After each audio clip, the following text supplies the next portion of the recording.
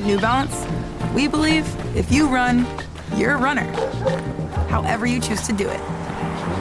Because when you're not worried about doing things the right way, you're free to discover your way.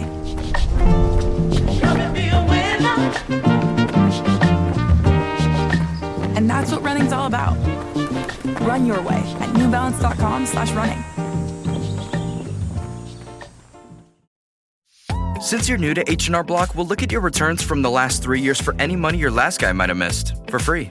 I could get money back from last year? You could. We'll find any mistakes. Could have really used that 2 years ago when I dated that mistake for 5 months.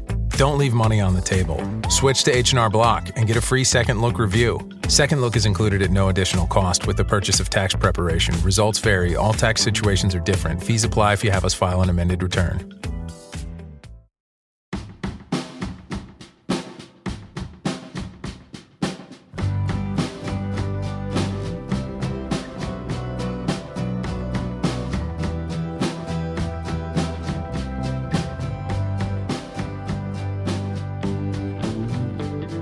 Earlier this year, the Drums released an excellent new album called Brutalism, and it was great getting to talk to its creator, Jonny Pierce, about some of the inspiration behind his latest LP under the Drums moniker, but also just to get to know him better in general.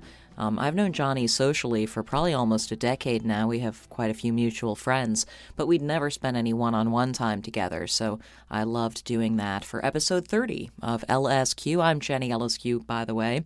Also, from my archive, I found something with the Raconteurs, who are back with new music just recently, and as I'm getting ready to head to Lollapalooza, I wanted to play something from the Lala archive, so that's farther into the episode. Where this conversation with Jonny begins is with him talking about kind of a rough year he's had leading up to the present day, where he finds himself beginning to get familiar with the concept of joy. Let's listen.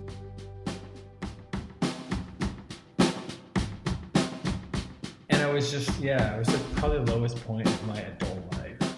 I just felt like, I threw myself into partying harder than I ever have, to the point where I really felt like a shell of a human by the end. Oh my God, where you're like, listen, I can reference back to partying experience. I'm better at it now. I'm going harder for it now. I'm a grown person. Yeah, exactly. I'm going to do this with intention. Yeah, exactly. I kind of did do it with intention. I mean, it was like, it's the classic case of just not wanting to feel anything.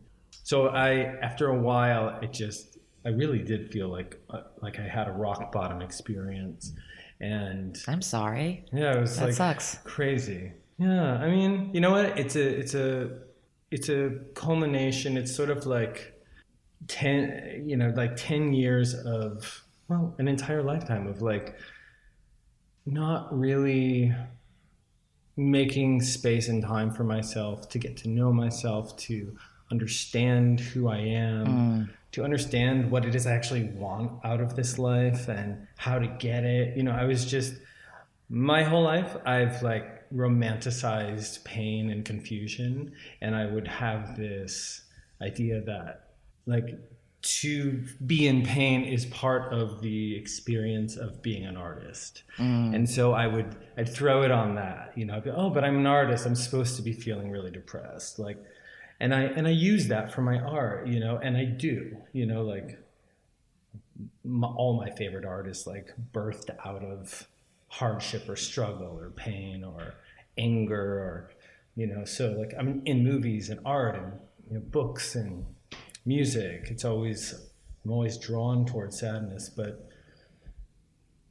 right now, moving back to LA after I've sort of taken a couple of years of doing therapy for the first time and taking myself seriously, backing off drugs and alcohol a little bit, and just trying to be more selective with who I hang out with and who I don't hang out with. And it's this time around, being in LA is a different experience. I'm setting up patterns that feel healthy and connect me to this new thing called joy, that I really, truly, it feels exotic to me, and it's not all the time. Today I feel a little gloomy. I feel sadness and I don't understand why, but it's not this like heavy, endless weight, like an ocean on top of me. And I just, sometimes you have to get practical in order to help yourself. And like for me, practicality has always gone against being an artist. Yeah. You know, like I'm like, those two things don't go together, like logic and artistry. But I'm finding out that like, for me, like this new record feels, it's like, it's one that I'm proud of. It's one that I really love. And I think it's some of my best, like, I'm a big pop song person. And I think it's the closest out of all my records to kind of what I want to be making. And so, and I made it in a time where I was being careful about literally like the food I ate, to the people I hung out with, to, you know, where I was living, and I cut down on my travel and all that. I mean, it's interesting because it brings up the question of like, what is inspiration? You know, the classic question of like, as a songwriter or an artist, does one require sadness and darkness as a source of inspiration? And you know, songwriters who are known for melancholy work are always asked if their personal lives take a seemingly happy turn, like, well, where are you going to get your inspiration from now if you're not sad anymore? Oh, believe me. But it's like, I'm guessing that the experience of therapy and really getting granular with like assessing things you're doing from one day to the next, like, bring some clarity to the idea of like, that's not where inspiration comes from. You know, inspiration doesn't. I think like inspiration is mysterious, and to assume you knew that it came from this one thing just because that's what you coincided with it before is maybe oversimplifying it or something. I think everything is so much more nuanced than we think it is. You know, life isn't so rigid. And believe me, something I've learned is that if you want to write a sad song and you just look for sadness, you'll always find it. There's never going to be a day where you're going to wake up and be like, I just can't figure out how to get near sadness. Like, in my personal experience, it's always like right there next to me. It's what I know the most. But through taking a little bit better care of myself, like, I know how to put it on the shelf now when I need to, you know? Yeah. And that's like so powerful to me, that it's not this all-consuming thing. And I can kind of take it off the shelf if I want to, and it's right there, and it's genuine, and it's real. And then I guess like what I've learned now is like, on the same token, joy and happiness is kind of always there if you're serious about finding it. You know? Yeah. It might be harder to grasp right away, but so I guess I just feel more centered and balanced altogether. And I mean, who knew, like, the one thing I was afraid of, because I truly had those thoughts, like, I'll never be able to write a song if I like get better. Like, I won't be able to do anything that's going to connect to anyone, because who wants to hear like happy birthday, you know? Like, right. So that was a real fear of mine, but it's worked out to be the greatest gift, truly, for me. It's interesting too, because it's not like, I mean, I don't think people associate your music with being sad music necessarily. Definitely not face value. You know? Yeah. So did the sort of urge to make music or try to play music, you know, as a kid coincide with an awareness of needing an outlet for, you know, for sadness? Or did those two things come together? Yeah, well, it was all of my songs since I was very young have always been sad. You know, I've never written a happy song. And so it's just something that I think happened very naturally. Right. But when did you first start writing songs? Oh, God. 12 or 13. My father is a minister of a crazy born-again speaking in tongues church. And he had an old sequential circuit synthesizer, and then digital synths became all the rage. So the church upgraded and got rid of and I cool got the old analog synthesizer, which was like worthless. You could sell it for $50 at a pawn shop at the time. Did you know how to play piano? No. All of my brothers and sisters they all played everything. And, you know, because there was a worship team in the church. And so they were all really involved with that. A team.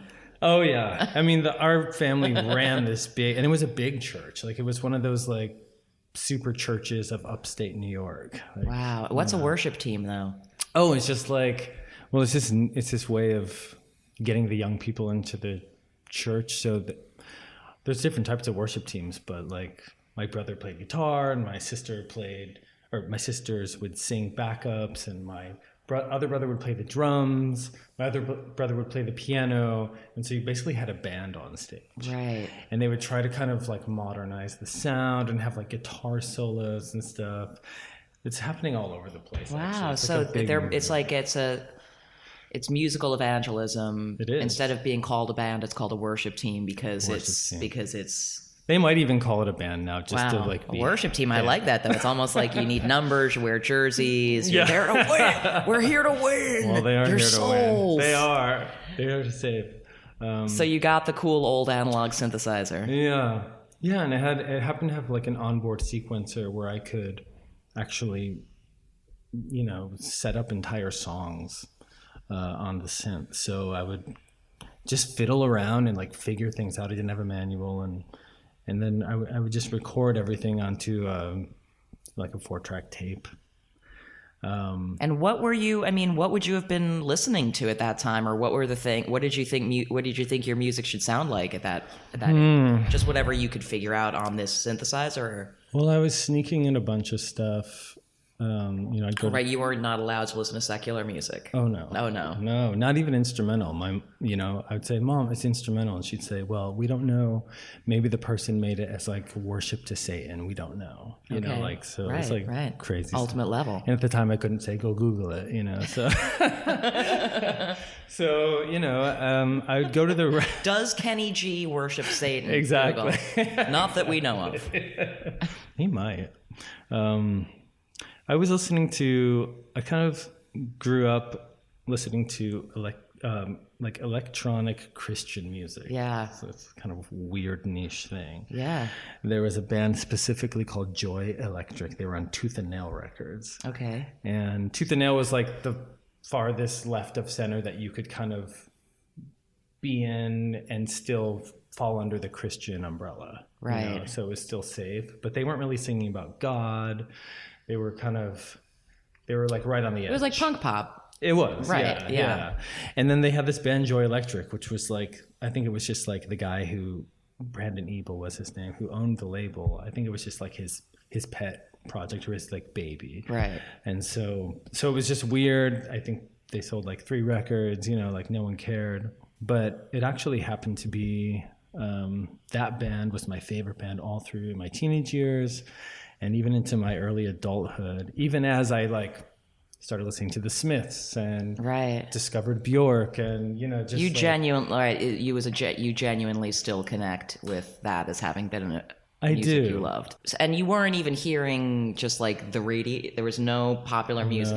You were no exposure to popular music. No exposure to popular music. Wow. No, nothing.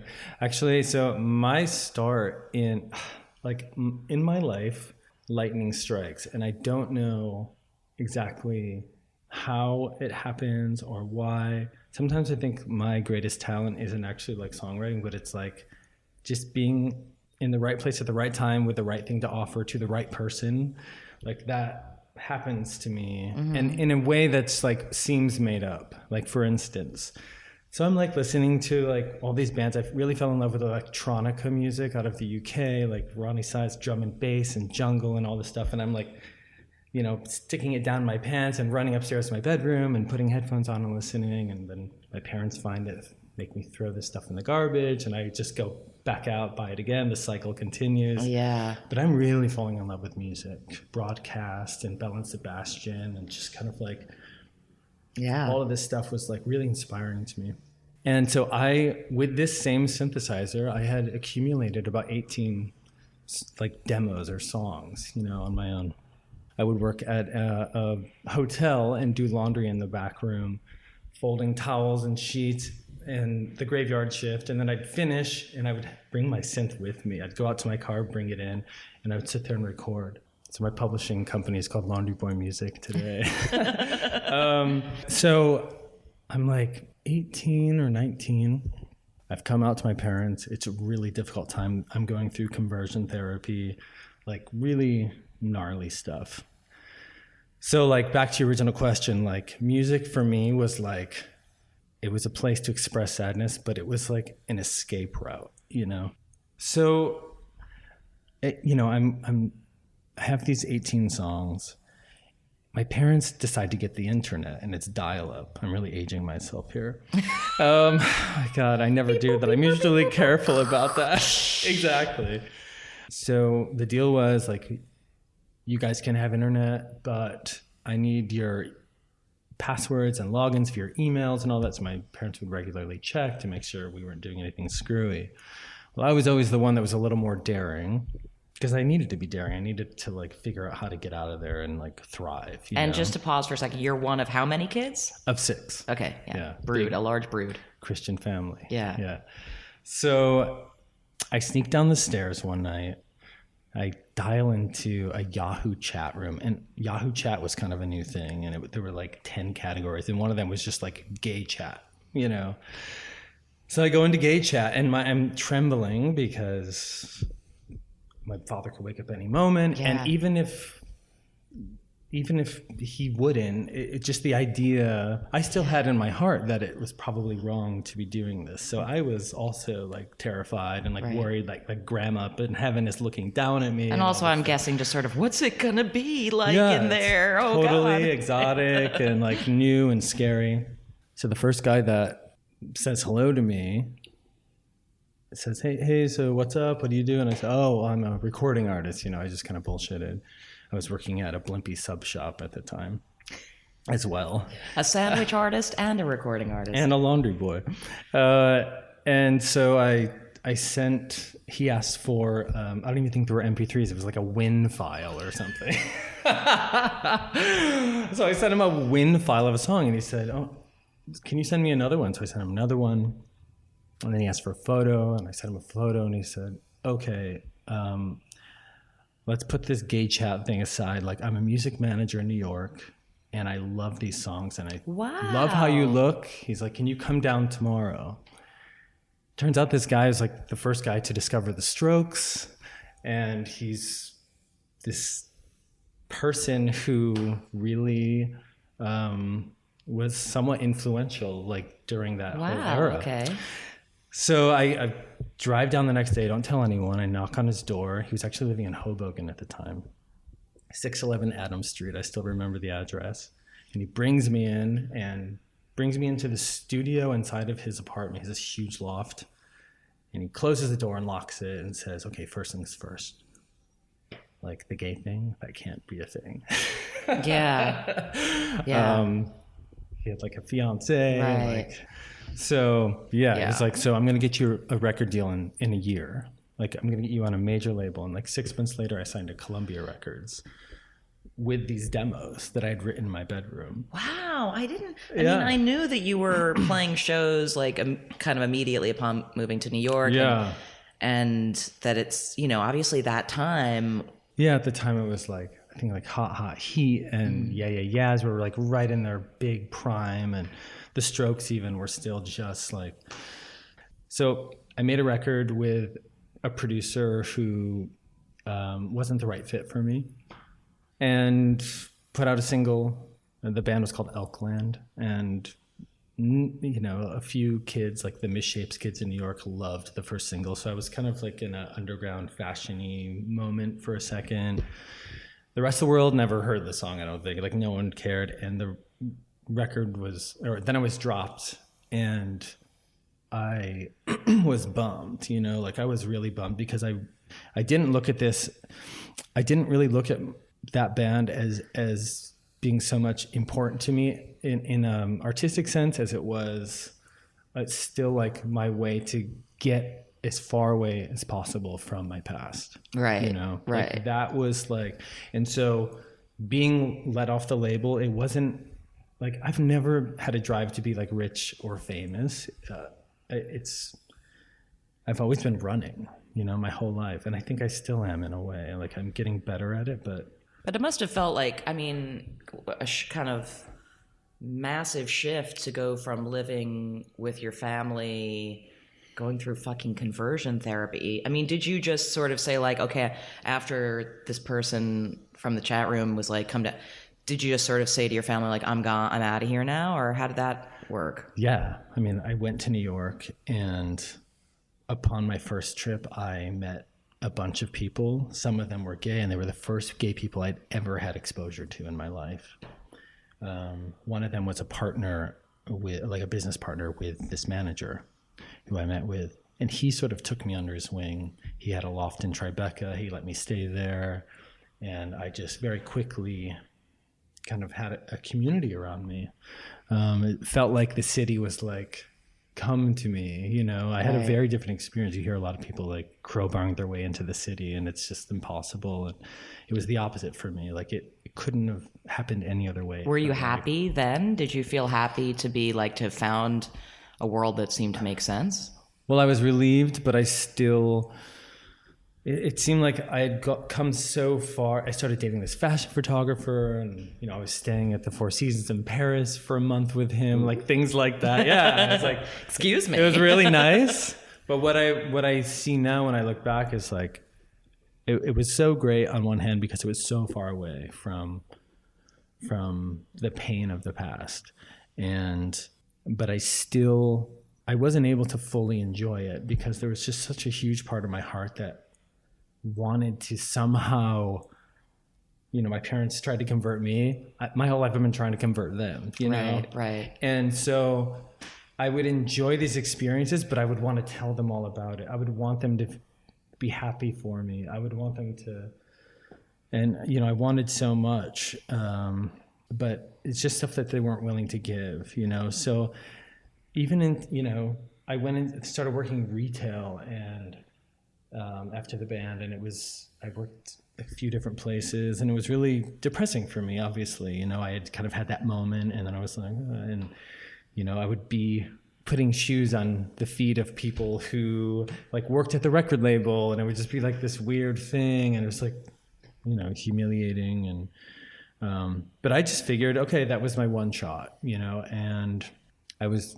depressed, and I was partying a lot, and I got into sort of the New York downtown scene a little bit, started throwing some parties and stuff, but it wasn't good for me. And then after a couple of years of working retail, Drew Elliott, who's creative director of Paper, you know Drew. Yeah, you know Droopsy. Drew. Yeah, Droopsy.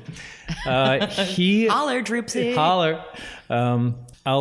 I owe so much to him because he, you know, he's a straight shooter when he needs to be, you know. And he called me while I was at work at Y3 on 13th Street, Meatpacking District, and he said, Johnny, I don't care what anyone says, I loved the record you put out. I think you're wildly talented, and you're wasting your life working retail, and you need to leave New York City because you're partying too much. You need to go anywhere else. Don't be in New York City. Create something wonderful and then bring it back and offer it. Droopsy. Yeah. 2 weeks later, I had moved out of my apartment. I had Jacob from who was eventually in the drums with me, was living in Florida at the time. He jumped in a car and drove up in a white minivan and picked me up on 10 Ike Street in Brooklyn. And we drove down together, and, you know, that next day we started making music, and we didn't really know what it was going to be or who it was for, or maybe it was just for us. I don't know. But then this lightning strikes moment happens again, where I write Let's Go Surfing, I write Down by the Water, a couple other tracks. I think I have 3 or 4 tracks, and I put it up on MySpace. So a little internet update. We're to MySpace era now. Top 8. From gay chat to MySpace. Still old. Either way. And about a week later, we get a message on MySpace from someone who had a very small label out of Brooklyn called 27 Records. And he said, I love this. I want to put, do you have any more songs? We said, yeah, well, we have almost a whole album's worth. Let's put it out. And so we were like, wow. And he's like, I want to bring you up and I want you guys to play shows. And we started getting offers from all these different venues in New York City. Come play these shows. And we didn't have an agent or a manager or PR, nothing. So it was just this really organic thing. But we were still living down in Florida, but making trips up into Brooklyn. And then one day I checked MySpace again, and there was a message from someone who was A&R at Island Records in the UK. He said, "You're not going to believe this. I just woke up this morning and I thought I'm going to search for bands in Florida," which I don't know if that's an option on MySpace. But, wow. And so, had I moved to Pennsylvania, maybe this wouldn't have happened. I don't know. Right. So it's like, a few months later we signed with Island and my life changed. I was, being on the cover of NME a bunch of times in 1 year, and BBC playing us. And so things in Europe and the UK just started taking off, and slowly in America. And I was just sitting there still just like, I feel so lucky. And I also wish to God that I was more conscious and focused more on myself, in that time, and able to enjoy all of that. Because still, when I think back on those years, I feel like I was a ghost of a person. I don't have vivid, amazing memories. I feel I can tap into that lostness. Right, that sort of disassociation. The total disassociation with everything, and never celebrating when something wonderful would happen. Right. Oh, Florence wants you to do the European tour. Okay, cool, let's do it. But never allowing myself to feel that joy. Right. I mean, I wonder if now that you've written a lot more music since then, because it sounds like to me, every time you set about to just cloister yourself and write music instinctively, good stuff came out, and then you were surprised when it did well without much effort on your part, and so then you spent the rest of the time reacting to being surprised. You're very intuitive, because I would say to my bandmates all the time, I feel like I'm cheating. I feel like we're cheating somehow. I just felt like it, because I had a lot of friends who are in bands who work really hard and are really talented, write beautiful music, and it just doesn't happen. So for it to happen to me once and then twice, it just felt like, and the songs oozed out. It wasn't this 2-year labor intensive process. It just happened. And so I think that was another part of it. It's like classic imposter syndrome. Absolutely. And we were, to be fair, we were a polarizing band, and we still are. There was an imposter, there were rumors that we were a manufactured Disney indie band, I think Pitchfork, they didn't say that that's what we were, but they referenced that was something that was buzzing in the press, is that we were this made up thing, 4 kind of cute guys, from Florida singing about surf, connect the dots. It's funny that if you think about now versus then, because like we were saying earlier, it's just a big indie, just peak indie, 2008, 2009, where the Brooklyn sound, where people cared what Pitchfork said or something, whereas now the idea that something that seems more like a pop thing in the indie world people would be slobbering over that. Absolutely. Now in 2019, something that was just this feels like a pop thing in our world. We yay, we love that. It's crazy things how change. Things can change so fast. I mean, I know decade's a long time, but I mean, now that you, going back to the earlier question, it's now that you've written a lot of songs, and when you're working on music, I mean, I wonder if you are aware now, looking back at the earliest songs you wrote and the most recent ones, is there a feeling that you have when you're on to something good that back then it was just the only times you'd done it and you didn't realize how good it was? Now, do you know sort of how to kind of get yourself in a place where there's a sense of no, this is my good stuff here. I'm doing my good stuff. I wish I could say yes. I mean, I think every day is different. Every experience is different. There's times where I felt so sure about something and it falls on deaf ears, or I listen again in a month and I'm like, what was I thinking? But I think overall I have a pretty good sense of what's good. And to be honest, I'll just be really transparent. Like, I'm at the point now where I feel like when the Drums started, we were influenced by a bunch of stuff. Like, there was a lot of like Swedish indie pop happening, like JJ and the Tough Alliance and like the Labrador Record stuff.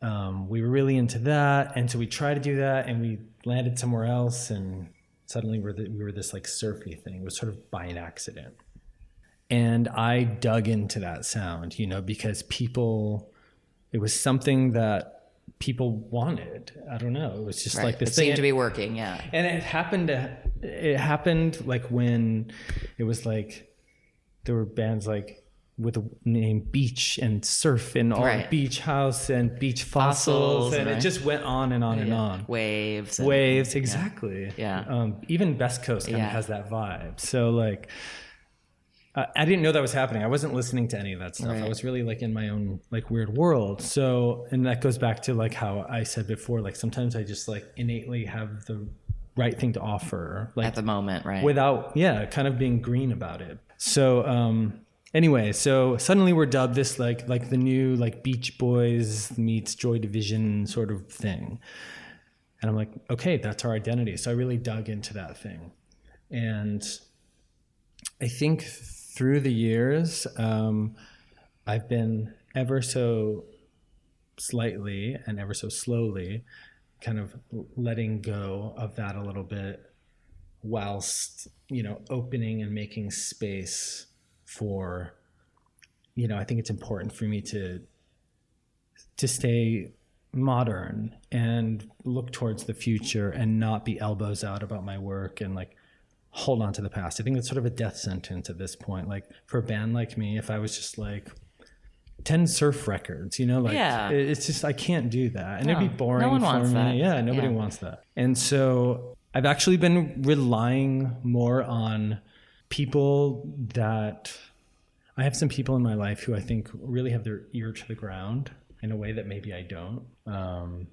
Sometimes I go like months without listening to music. I just have a kind of a quiet existence. There's music in the bathroom right now, but if you weren't here, I wouldn't have it on probably. Right. So I bring people in who I think have great taste and who I trust and who I have a connection with, and we make music together now.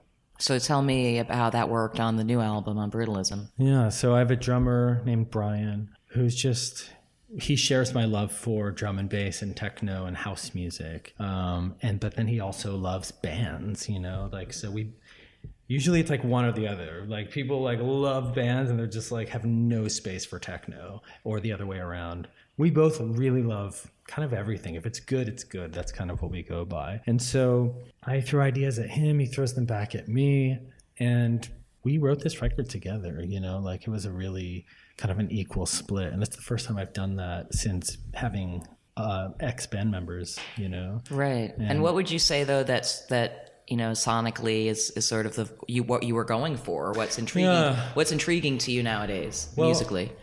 So my original demos when I was a kid that got me that record deal with Columbia, those were pop songs. Those were like straight up. I mean, if you listen to them now, they probably sound weird and like arty and left of center because they were abstract in a sense, but they were pop songs. They had big melodic hooks. And so without being able to really understand why, from a very young age, I was really drawn to like a chorus that would just swoop you up, you know, and like take you somewhere else. And because the drums became sort of this indie surfy thing, and it was at the time where like being straight up in your face, like Snail Mail, her face is on the cover of her album now. That would not have flown in that era.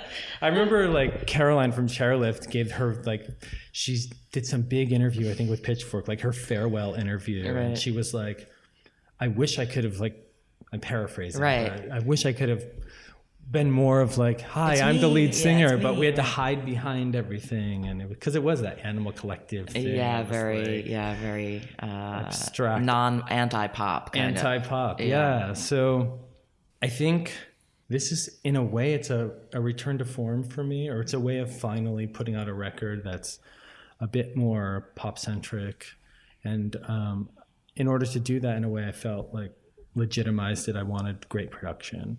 And so we brought in Chris Cody, and we brought in Sonny DePerry. And so we had a great engineer. We had a great a sound engineer and mixing engineer.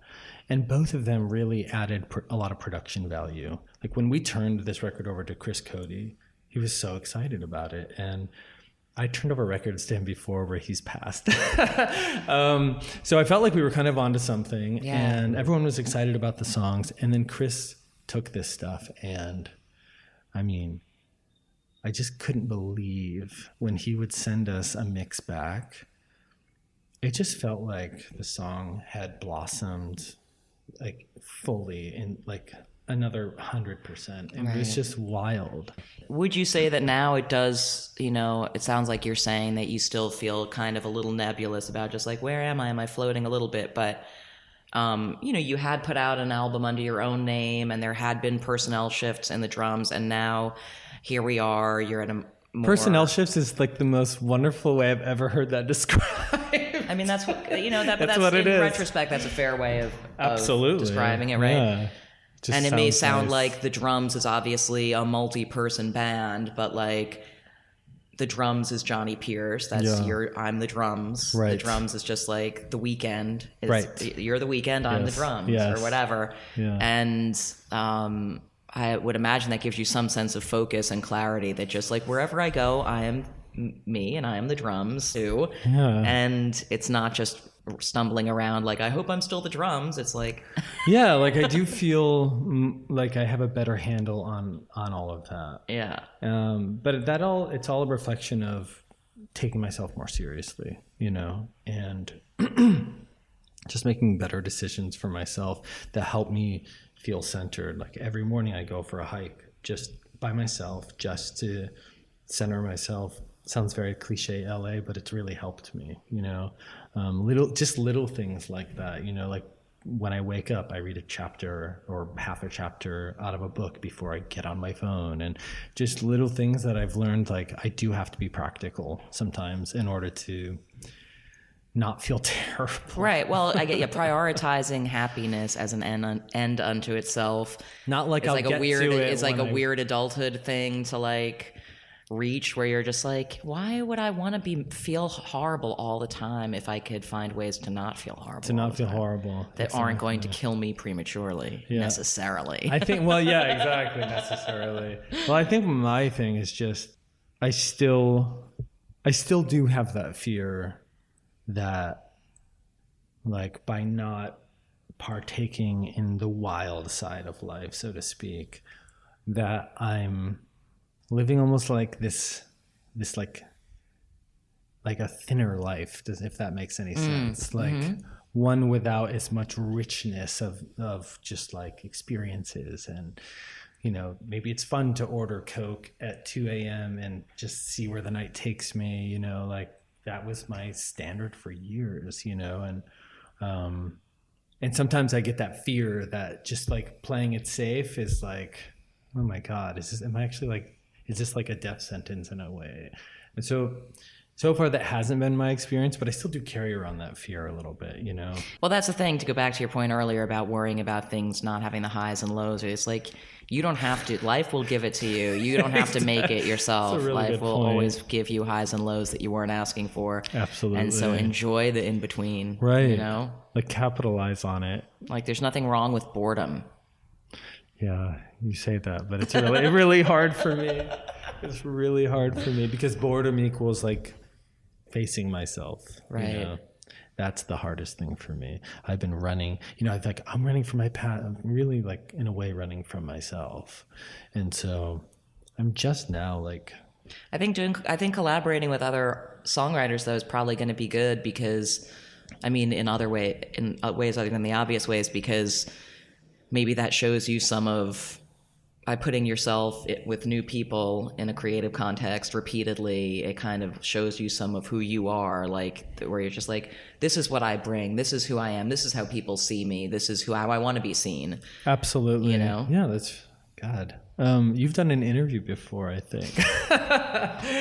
Yeah, it's true. Like going into these sessions, I've been working on like some synth pop stuff, but mostly like hip hop and trap. Like I just keep getting asked to do, and they're big sessions with. So it's like top line type stuff. Top line, but also bringing music. Right. The same synthesizer I've learned to make music on, I bring that synth and I make little sequences on it. And really, it's here. It's in the bedroom. I'll show you on the way. All of these places you've gone, you've still kept it. Yes. Yeah. That's very cool.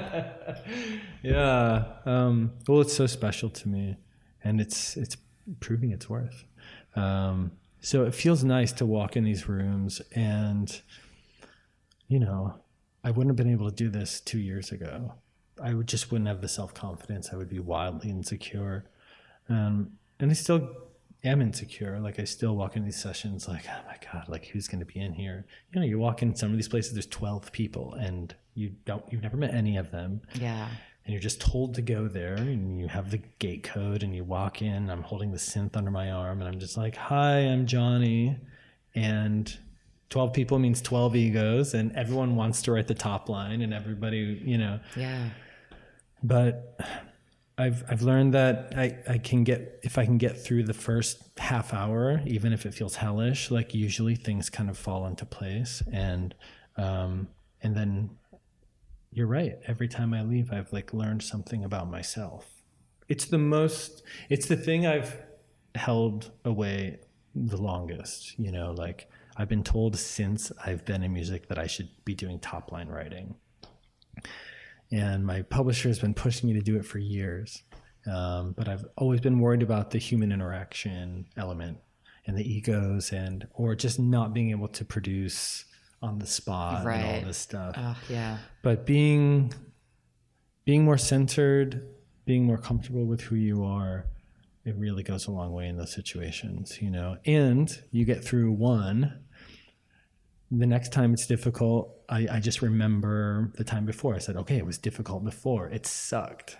And it got better. Like I didn't die. And actually we made something wonderful. And so I kind of try to remember those good moments, like where I got through the struggle. And I try to apply that like with everything in my life. Like something's not going well. Like I've been here before. There is a light at the end of the tunnel, even if I don't see it right now. So it's just a way to survive and hopefully thrive one day. I think you're thriving right now. Yeah, that's the thing. That's the thing. You're mid-thrive. This is exactly the issue for me. It's like you look around and you're like thinking about my you don't life. have much furniture. I'm sure people can hear the there's a little here. reverb. You don't have much furniture. It's a couch and a table. We've known each other for a minute now, and you seem to be doing great. You seem to be doing great. But that's the thing. Like, I'm just waiting to actually believe it myself. Yeah. I just sometimes feel like I am so wildly sensitive. This episode is brought to you by Shopify. Upgrade your business with Shopify, home of the #1 checkout on the planet. Shop Pay boosts conversions up to 50%, meaning fewer carts going abandoned and more sales going cha-ching. So if you're into growing your business, get a commerce platform that's ready to sell wherever your customers are. Visit shopify.com to upgrade your selling today. Your neighborhood just got cooler with Kroger Delivery's refrigerated trucks. Simply order groceries at the same great prices online as in-store, and we'll bring them to you fresh every time. And if that wasn't cool enough, you can now earn 4 times the fuel points after 4 with your digital coupon. Choose a next-day Kroger delivery time slot for 4 p.m. or later on Tuesdays, Wednesdays, and Thursdays. Must deliver by February 4th. Restrictions apply. See Kroger.com for details. Too sensitive or just sensitive enough, the debate within Jonny Pierce rages on. Thanks again to him for inviting me over, and you can head to thedrums.com to see all of his upcoming dates. I'm heading back to Lollapalooza next weekend, and as I was thinking back to previous occasions I've attended that festival, I remembered a summer in 2008 when I was reporting on it for Rolling Stone and got to interview Jack White and Brendan Benson's band, the Raconteurs, when they were just a handful of months away from having surprise released their sophomore album, Consolers of the Lonely. So we talk a bit about that strategy in the second half of this excerpt, and about the explosion of massive festivals in the first part of it. Plus, worth noting, Raconteurs just put out a new album called Help a Stranger just a few weeks back, their first new one in more than a decade. There's like a zillion festivals now. It seems it's just like an explosion. It seems even more between last year and this year. Do you think this is a good thing in general for fans or for artists to have a more of these kinds of festivals to choose among here in the States?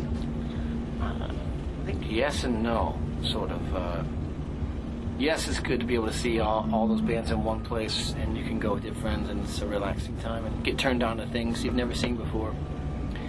From the band side of things, from the business side of being in a band, it's starting to become like fast food in the ghetto, you know? You can't resist it. They kind of offer you this $3 Happy Meal, and you got to feed your kids, so... You know what I mean? It's this kind of things these corporations are all jumping on. I mean, we're on the Bud Light stage, for God's sake. And it's like they offer you this sum of money where we have to plan our year around these, whether we like it or not. You know what I mean? I mean, we had a lot of plans when we put the album out so quickly that things that we wanted to do. And then the offers from festivals started coming in. And it's almost impossible to say no. Yeah. Because it just pays for all your equipment and the road and the storage and all those things. Like, get knocked out immediately. And the whole territory of, say, you play Belgium, you play whatever that festival's called. The Workter. Workter, yeah. Which we played with Radiohead, actually, last time. They sort of have a monopoly on touring. I mean, the festival, I don't know, the sponsors, I guess, they've taken over. But not to mention that it's also just sort of that kind of globalization thing that is so ugly. I mean, I think, like, I'd rather get a cup of coffee, at Joe's coffee shop than have a Starbucks, on every 30 feet or something. So it's like a Walgreens kind of, or Costco, like, you can get everything under one roof, Yeah. Which is not, I'm not even sure why. I mean, because I love Costco, but yeah. But Starbucks is sometimes a godsend when you're in the middle of, you can't get a decent cup of coffee somewhere. But so I'm not sure how I feel about it, but it's definitely not attractive to me. It's not very it's headed down. Yeah, it does feel like it's an oversaturation is starting to happen. Do you do anything differently when you're putting together a set for an audience that maybe is like more of a festival goer than they are a Raconteurs fan? Of course, yeah, of course. It's always important to recognize the room you're in and really to deliver the most powerful thing you can at that time. It's harder to pull off certain things, especially for you can say a big percentage of the crowd, no matter who you are. If you're Prince, you go out there and there's a big percentage of people who've never seen you before. So you have to, make up your mind, decide your songs based on that. My thing about it is, my theory about festivals is, I'm just kind of catching on to this now, is that what works really well are mid-tempo stuff. Unless you're like Metallica or Rage Against the Machine or something. When we play like super hard songs or rock songs, fast rock songs, I mean, generally speaking, people don't really. I think it doesn't translate or something. If you play like, obviously, if you play like these really small, like whatever slow acoustic songs, that doesn't translate either. But it's that mid-tempo kind of.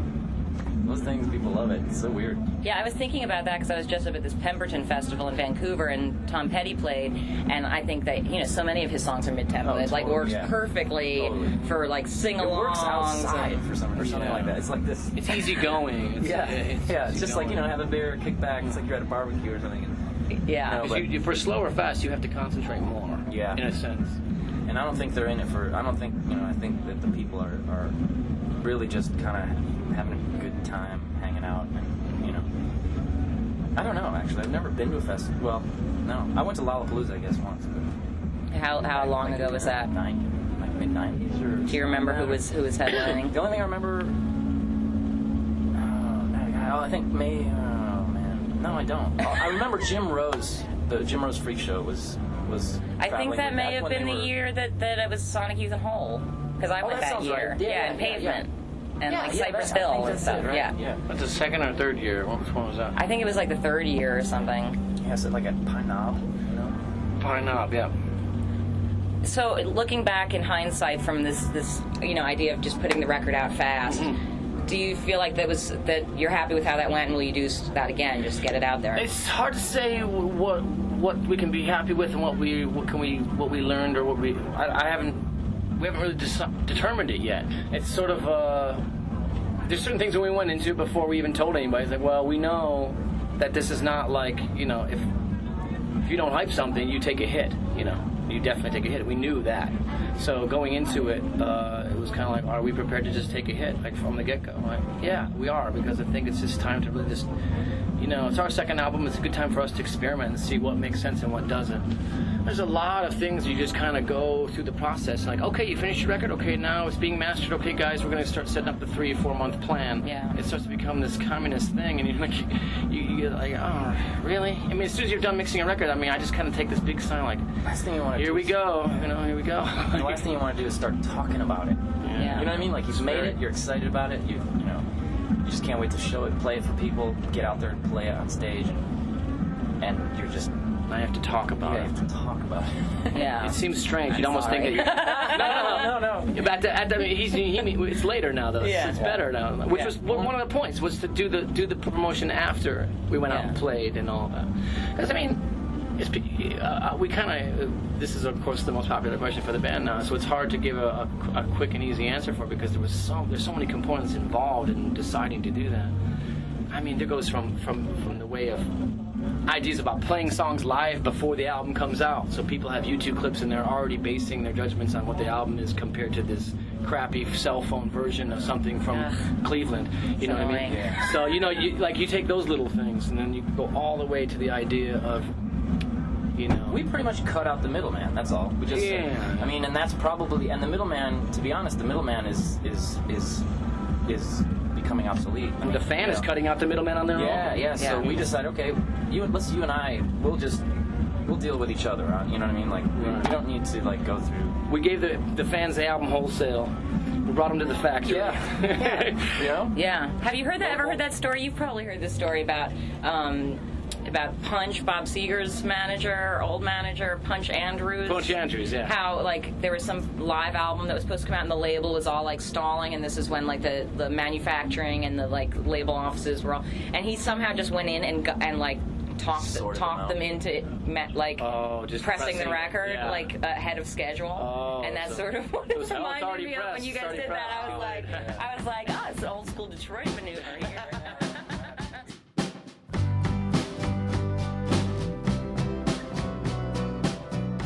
Okay, yeah, so I'm nerding out pretty hard at the end there, but I gotta be me, right? And that brings us to the end of episode 30 of LSQ. Thanks again to Jonny Pierce, Jack White, and Brendan Benson. And thank you for listening. You can always reach me with questions and feedback on Twitter at JennyLSQ. I'm excited in the coming months to bring you episodes with Laura Jane Grace, Chairlift's Caroline Polachek, Kevin Drew of Broken Social Scene, Stephen Malkmus, and Interpol's Paul Banks, among others. Subscribe if you haven't done that yet, and I'll look forward to talking to you next time.